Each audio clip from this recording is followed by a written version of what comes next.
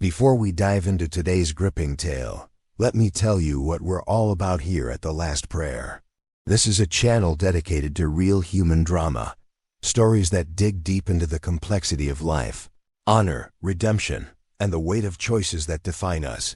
No fantasy, no supernatural shortcuts. Just raw, emotional narratives that reflect the intensity of the human experience. Stories that make you think, feel, and question what you would do in the same situation. If you're drawn to tales that explore the darkness and light within us all, stories where every decision carries consequence and every character feels real, then you're in the right place. Hit that subscribe button now, because every week we bring you narratives that will stay with you long after the screen goes dark. Now let's begin. Imagine that you're standing in the sterile corridor of a private hospital in Mexico City, rainwater streaming down the tall windows, distorting the neon lights of the emergency entrance below. It's past midnight, and the usual hum of controlled chaos has given way to something heavier, a tension so thick you can feel it pressing against your chest. Security guards with earpieces line the hallway, their hands never far from their waistbands. Nurses move quickly, eyes down, avoiding questions they don't want to answer. And somewhere beyond those swinging doors, a man is dying. Not just any man, the man. The one whose name is whispered in back alleys and boardrooms alike. The one whose word can end careers, lives, entire bloodlines. He arrived 20 minutes ago, carried in by men in tailored suits, blood soaking through his white shirt, his face pale as ash. A gunshot wound to the chest. Clean entry, no exit. The bullet is still inside him, lodged somewhere near his heart, and every second that passes is a second closer to the end. But here's the thing, the only surgeon available, the only one on duty capable of saving him, refuses to operate. His name is Dr. Kwame Uze, 53 years old, originally from a small village in Ghana, trained in Accra and London, and now working the late shift at one of Mexico City's most exclusive private hospitals. He's seen everything: stab wounds, overdoses, suicide attempts, cartel hits. Nothing rattles him, not anymore. He's calm under pressure, precise with his hands, and known for a bedside manner that somehow puts even the most terrified patients at ease. But tonight, when they brought the Mafia Boss into the trauma bay, something changed. Dr. Uze stepped forward, glanced at the patient's face, then at the heavy gold chain around his neck. And he stopped. Just stopped. His expression didn't shift much, a slight narrowing of the eyes, a tightening around his mouth, but his hands, which had been reaching for gloves, slowly lowered to his sides. "I cannot treat this man," he said quietly. The head of security, a brick of a man named Vargas, stepped forward immediately. "What did you say?" "I said I cannot treat him." Dr. Uze's voice was steady, but there was something underneath it, something ancient and immovable. "Find another surgeon."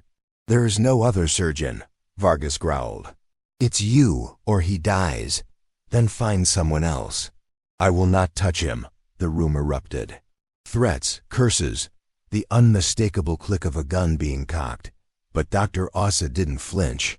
He simply stood there, staring not at the men surrounding him, but at the symbol hanging from the dying man's neck, a circular medallion carved with interlocking patterns that seemed to shift in the fluorescent light.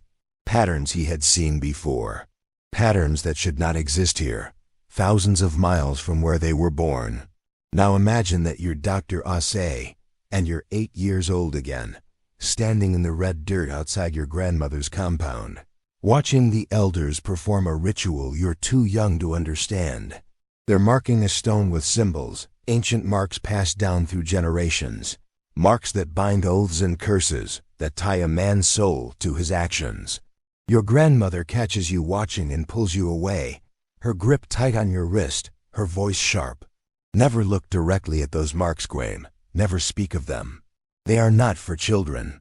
They are not for anyone who values their life." You asked her what they meant. Once, years later, after she'd taught you the old stories, the histories your people carried in their blood rather than in books. She told you that the symbols were used to mark men who had made terrible bargains, who had traded their honor, their humanity, for power. Men who had sworn oaths in blood and bound themselves to darkness. And once marked, they could never escape. The symbol would follow them, in flesh or in spirit, until the debt was paid. But how do you know who carries the mark? You asked. She looked at you with eyes that had seen too much, lived too long. You will know, child. When you see it, you will know. And when you do, you must never, ever interfere. The marked are not for the living to save. They belong to something older. Dr. Osei shook himself from the memory, but the weight of it remained. He looked at the man on the gurney, unconscious now, his breathing shallow, blood pressure dropping, and saw not just a patient, but a walking curse. The medallion was not mere jewelry. It was a declaration. A brand, and everything in Dr. Osei's training, everything in his rational scientific mind, told him to ignore the superstition, to do his job, to save the life in front of him. But everything in his blood told him to run. Vargas stepped closer, his hand resting on the grip of his pistol. Doctor, let me make this very clear. If he dies because you refuse to help, you will die too, slowly, and everyone you care about will follow. Do you understand me? Dr. Osei met his gaze without fear. I understand, but I will not operate. Then what the hell do you suggest? Dr. Osei paused, his mind racing. He needed time.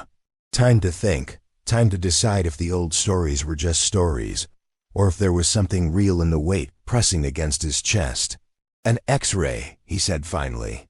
Before any surgery, I need a clear image of the bullet's position. It's lodged near the heart. One wrong move and he dies on the table anyway. I need to see exactly where it is. Vargas glared at him, searching for the lie, the trick. But there was none. It was standard procedure. Fine, do it. Fast. Two nurses wheeled the patient into the radiology room while Dr. Osei stood outside, his hands pressed against the cool wall, his heart pounding in a way it hadn't in years. He was a man of science. He had left the old beliefs behind when he left Ghana, had buried them under years of medical school, rationality, empirical evidence. But tonight, they had clawed their way back to the surface, and he couldn't ignore them. The X-ray machine hummed to life. The technician positioned the patient, adjusted the angle, and pressed the button. A click, a whir, and then silence. When the image appeared on the monitor, everyone in the room froze. The bullet was there, a small dense shadow lodged near the left ventricle, exactly as expected. But that wasn't what stopped them. It was the shape, not the bullet itself, but what the bullet had revealed, or perhaps created. The metal, the bone fragments, the surrounding tissue, all of it had arranged itself into a pattern. A perfect, unmistakable pattern. The same symbol from the medallion, but older, clearer, as if the bullet had not merely struck flesh, but had pierced through layers of time itself, pulling something ancient and hidden into the light. Dr. Osei stared at the screen, his breath caught in his throat. The overhead light flickered once, twice. Outside, thunder rolled across the city, and rain hammered against the windows with renewed fury. The monitor's glow seemed to pulse, and for just a moment, Dr. Osei could have sworn he saw the symbol move, its lines shifting like living things. What the hell is that? One of the nurses whispered. No one answered, because no one knew. Or perhaps, no one wanted to say. Dr. Osei stepped closer to the screen, his fingers hovering over the image. He had seen this symbol before, yes, but never like this. Never so clear, so deliberate. In his grandmother's village, the symbol had been a warning, a mark of those who had made dark pacts. But here, in the body of a dying man thousands of miles from where it should exist, it was something more. It was a message. Or a trap. Vargas pushed into the room, his face tight with impatience. Well, can you operate or not? Dr. Osei didn't turn around. Where did he get that medallion? What? The necklace. The one he's wearing. Where did it come from? Vargas frowned. How the hell should I know? He's worn it for years. Some kind of good luck charm. Why does it matter? Because that symbol, Dr. Osei said, pointing at the X-ray, should not exist here. It should not exist anywhere outside of West Africa. And it certainly should not be appearing inside a man's chest. You're talking nonsense. Am I? Dr. Ose finally turned to face him. Look at it. Really look. That's not random. That's not coincidence. That bullet struck at exactly the right angle, in exactly the right place, to reveal that pattern. Do you believe in coincidence, Vargas? The security chief's jaw tightened. He was a practical man, a man who dealt in violence and control, not superstition. But even he couldn't deny what he was seeing. So what are you saying? That this is some kind of curse? I'm saying, Doctor, Ose replied carefully, that your boss is carrying something he should not have. And if I remove that bullet, if I save his life, I may be interfering with something far older and more dangerous than either of us can comprehend. So you're going to let him die because of some tribal myth. I'm going to do my job, Dr. Ose said, his voice hardening. But I need to know what I'm dealing with. Tell me everything you know about that medallion. Everything. Vargas hesitated, glancing back at the trauma bay where the Mafia Boss lay dying. Time was running out. Finally, he exhaled sharply and spoke. 3 years ago, the boss went to Ghana. Business trip, expansion into new markets. While he was there, he visited some rural areas, met with local associates. When he came back, he had that necklace. Said an old man gave it to him, called it protection. Said as long as he wore it, no one could kill him. Dr. Ose felt ice spread through his veins. An old man, did he say anything else? Just that the boss had to keep it with him always. That if he ever took it off, the protection would vanish. And he believed that? Vargas shrugged. The boss survived 4 assassination attempts after that. 4. Men who should have killed him missed, or their guns jammed, or something went wrong. So yeah, he believed it. Dr. Ose closed his eyes. He knew exactly what had happened. His grandmother had warned him about men like the one who had given that medallion. They were not protectors. They were collectors. They traded in debts and souls, and the protection they offered always came with a price. A price that was never explained until it was too late. The symbol, Dr. Ose said slowly, is not a blessing, it's a binding. Your boss made a deal, whether he knew it or not. And that deal is coming due. You're insane. Maybe. But that doesn't change what needs to be done. Dr. Ose turned back to the X-ray, studying the pattern. His grandmother had taught him the meanings of the marks, the ways they could be read. This one was specific. It was a mark of debt, yes, but also of passage. It meant that the bearer had taken something that did not belong to him, something sacred, something protected. And now the reckoning had come. If I operate, Dr. Ose said, and I save him, the debt will transfer. Transfer to who? To me, Vargas stared at him. You're serious, completely. And if you don't operate? Then he dies, and the debt dies with him. The cycle ends. Vargas pulled out his gun and aimed it directly at Dr. Ose's head. Then you're going to operate, Doctor, and you're going to save him. Because if you don't, you'll be dead before he is. Dr. Ose looked at the gun, then at the man holding it, and felt a strange calm settle over him. He had spent his entire adult life running from the old ways, from the beliefs his grandmother had tried to instill in him. He had built a new life on logic and science, on measurable, provable truth. But standing here, with a gun to his head and an ancient symbol glowing on a medical screen, he realized that some truths could not be escaped. They waited, patient and inevitable, until you were ready to face them, or until they forced you to.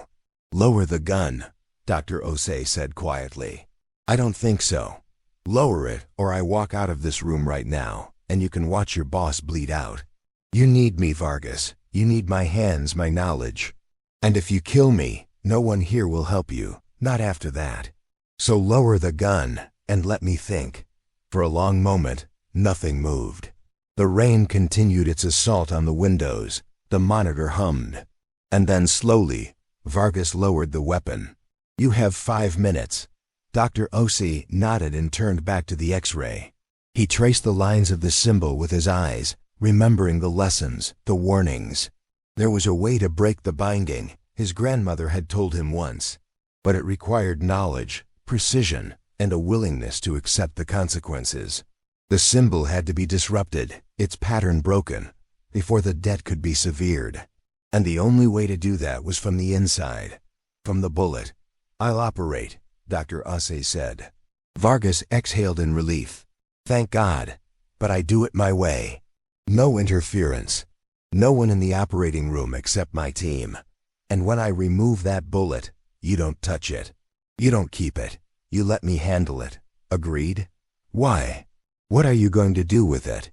"Something your boss should have done a long time ago," Dr. Ase said. "I'm going to return it." 30 minutes later, Dr. Ase stood in the operating room, hands scrubbed, mask in place, scalpel ready. The Mafia Boss lay before him, intubated and unconscious, his chest prepped and draped. The surgical team moved with practiced efficiency, but Dr. Ose could feel their nervousness. They knew who this man was. They knew what would happen if they failed. But Dr. Ose's mind was elsewhere.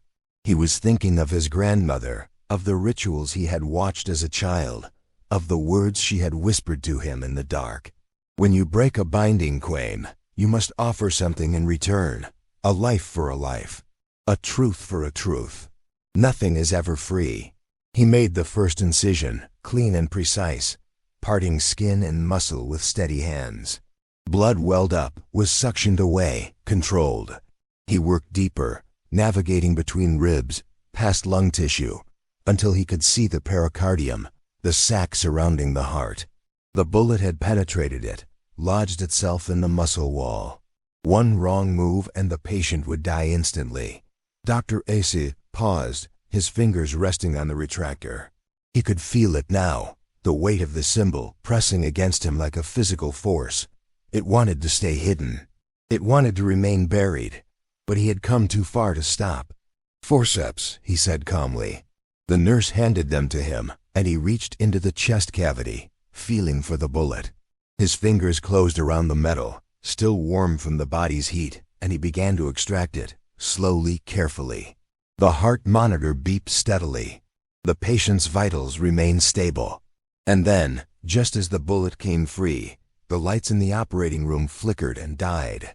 Emergency power kicked in a second later, bathing everything in red. The team froze, waiting for orders. But Dr. Ase simply stood there, holding the bullet up to the light, watching as the blood dripped from its surface, revealing the lines etched into the metal itself. The symbol. Not formed by chance or impact, but carved, deliberately, intentionally. This bullet had been made for one purpose, to carry the mark into flesh, to bind the bearer to the debt. And now removed, it pulsed in his hand like a living thing. "Close him up," Dr. Ose ordered. "I'm done here. Doctor, you need to." I said close him up. His voice was firm, final. He dropped the bullet into a steel tray and stripped off his gloves. "He'll survive. But he's not out of danger yet." He left the operating room without another word, carrying the tray with him. Vargas was waiting outside, his face a mask of tension. "Is he alive?" "For now." "What does that mean?" Dr. Ose held up the bullet. Even in the dim hallway light, the symbol was visible, glowing faintly as if lit from within. "This needs to be destroyed, properly, according to the old ways. You're out of your mind. Maybe. But if you want your boss to live more than a few days, you'll let me do what needs to be done." Vargas stared at the bullet, then at Dr. Ase. Whatever he saw in the doctor's eyes made him step back. "Fine, do whatever voodoo you need to do.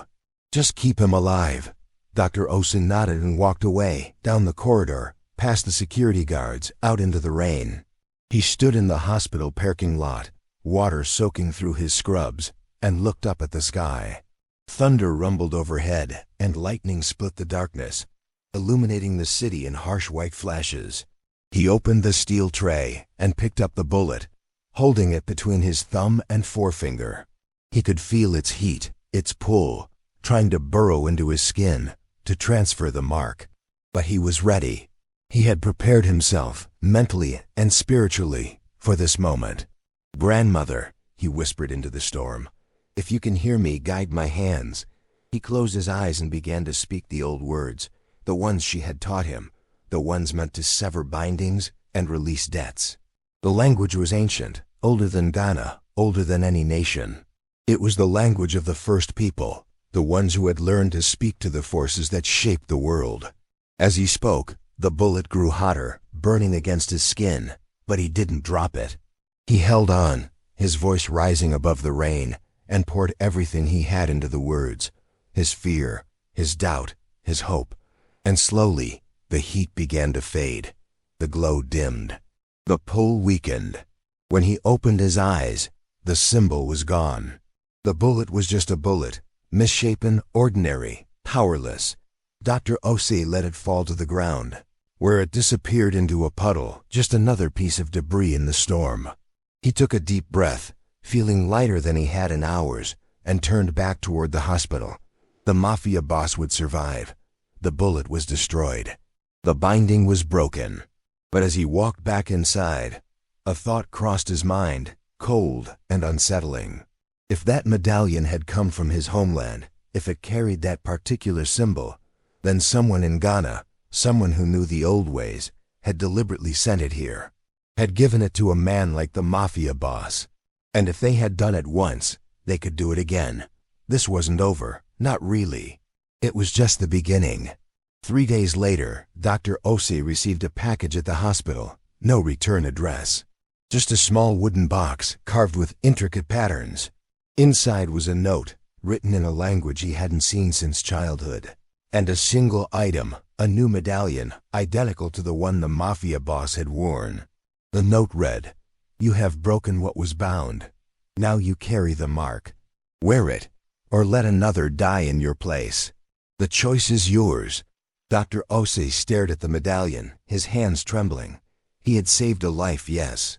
But in doing so, he had opened a door he could never close. The old ways did not forgive. They did not forget. And they always collected their debts. He placed the medallion back in the box and locked it in his desk drawer. He would not wear it. He would not let it control him. But he also knew that one day, someone would come for it. Someone would demand payment. And when that day arrived, he would have to decide who he truly was, a man of science or a man of his ancestors. For now, he returned to work. There were patients to see, lives to save, emergencies to handle. But every time he passed a mirror, he could swear he saw something in his reflection, a faint mark, barely visible, etched into the skin over his heart.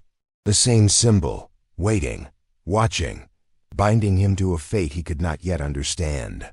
And somewhere, in a small village in Ghana, an old man smiled, knowing that the cycle had begun again. The marked always found their way back. They always paid what they owed. And Dr. Kwame, whether he knew it or not, had just signed his name in blood. This story reminds us that some debts transcend borders, some marks run deeper than skin, and some choices we make ripple far beyond what we can see. Dr. Osei saved a life that night, but in doing so, he bound himself to forces he thought he'd left behind. It's a reminder that our past is never truly past. It lives in our blood, our choices, our very essence. And sometimes, the hardest battles we face are not with the enemies in front of us, but with the legacies we carry within. What would you have done in his place? Would you have operated, knowing the cost?